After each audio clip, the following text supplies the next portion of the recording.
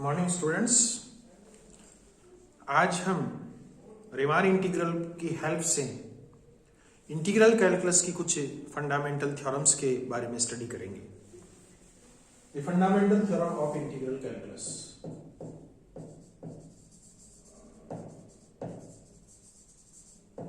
Fundamental theorem of integral calculus.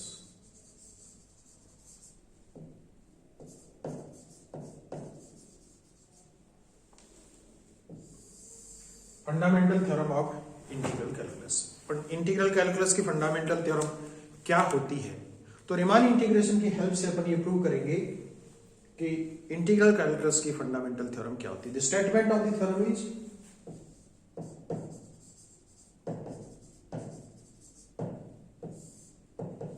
statement of the theorem. If the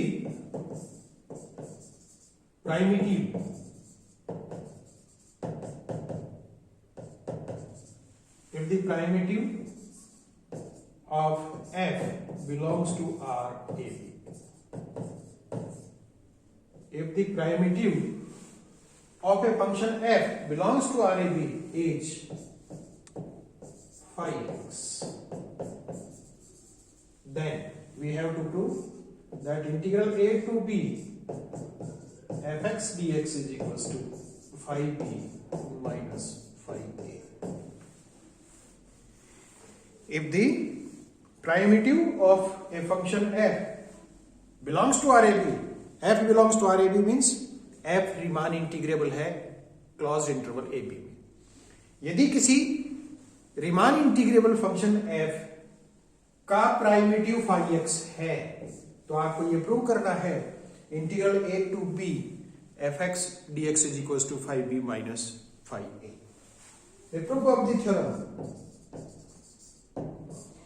यहां पर अपन को ये दे रखा है कि फाई एक्स फंक्शन fx का प्राइमिटिव है।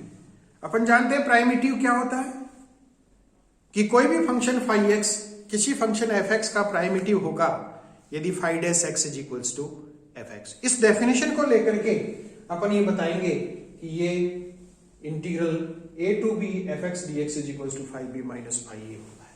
तो अपन को दिया हुआ है since phi x is the primitive of fx in AP, then phi dash x is equals to fx for all x belongs to A. phi dash x fx के बराबर है। चूंकि अपन को ये दिया हुआ है कि fx जो होगा वो रीमान इंटीग्रेबल है।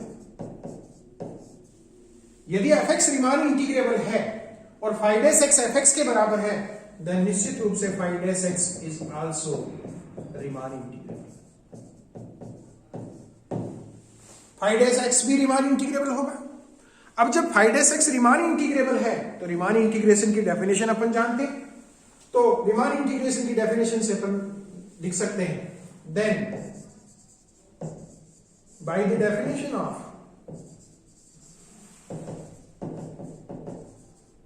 Riemann integration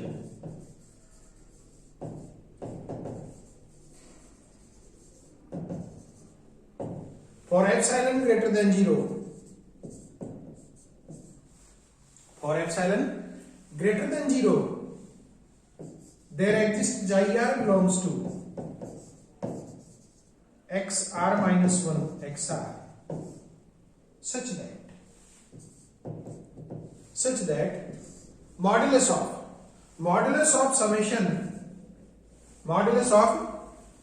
summation r is equals to 1 to n, r is equals to 1 to n phi dash xi r, phi dash xi r into xr minus xr minus 1 minus integral a to b fx dx or phi dash x dx. We can write it as phi dash x dx. This is less than epsilon number 1. जो definition अपने है Riemann integrability की, उस Riemann integrability की definition से अपन ये जानते हैं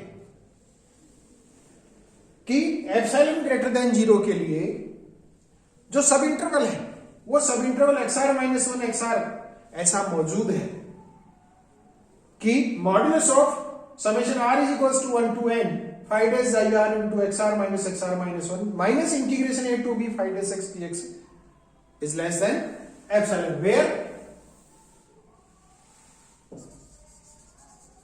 where xr minus 1 xr is the subinterval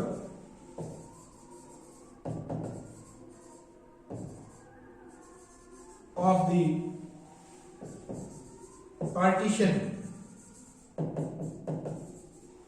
P, where P is x0, x1, xr minus 1, xr, x. This is the partition P. तो इस सब इंटरवल में एक पॉइंट xi r ऐसा मौजूद होगा कि modulus of r is summation r is equals to 1 to n phi dash xi r into xr minus 1 minus integration a to b phi dash x dx is less than epsilon. अब यहां पर अपन को ये पता है, देखिए phi dash x अपन ने निकाला है. जब phi dash x निकाला है तो इसका मतलब phi dash x एग्जिस्ट करता है, और जब phi dash x एग्जिस्ट करता है इसका मतलब जो फंक्शन phi x है वो डिफरेंशिएबल है. तो यहां से अपन को क्लियरली ये पता चलता है phi x इज डिफरेंशिएबल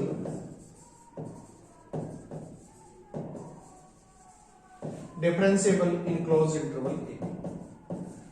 जब phi x डिफरेंशिएबल है इस इंटरवल में a b में, तो इसके प्रत्येक सब इंटरवल में भी डिफरेंशिएबल होगा. This means phi x is differentiable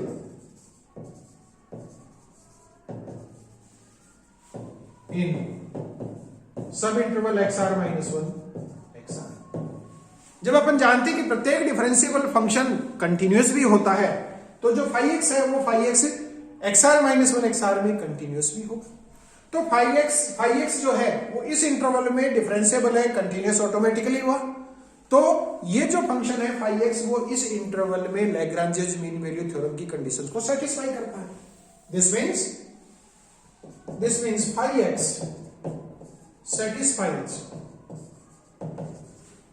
satisfies the conditions of Lagrange's mean value theorem.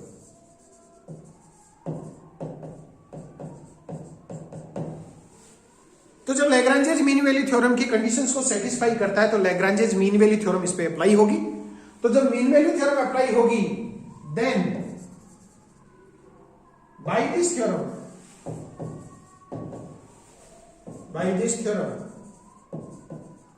there exists xi r belongs to xr minus 1 xr such that phi dash xi r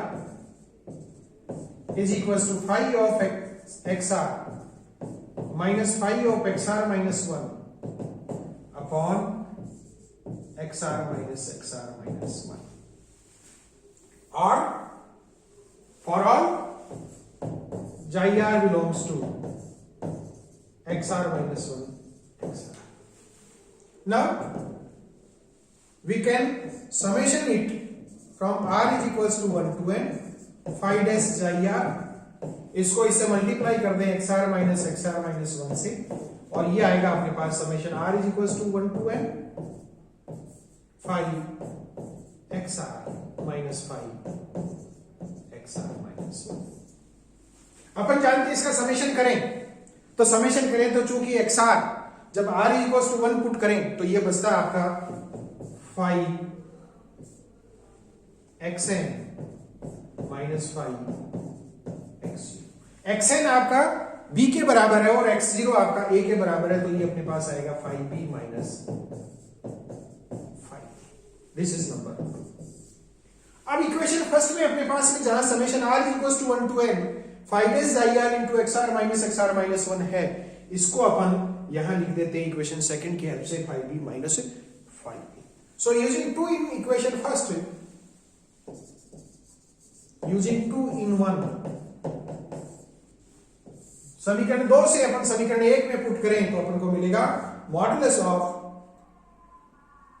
of 5b minus 5a minus integral a to b 5 dash x dx is less than epsilon, where epsilon is arbitrary number. So from here we get 5 integral a to b 5 dash x dx is equals to 5b minus 5. You get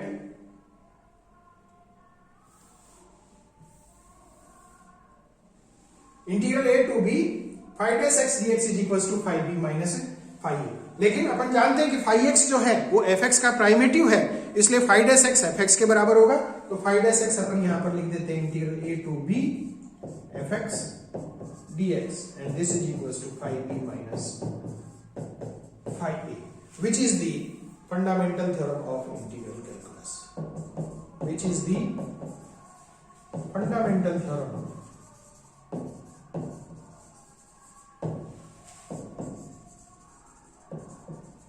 of integral calculus.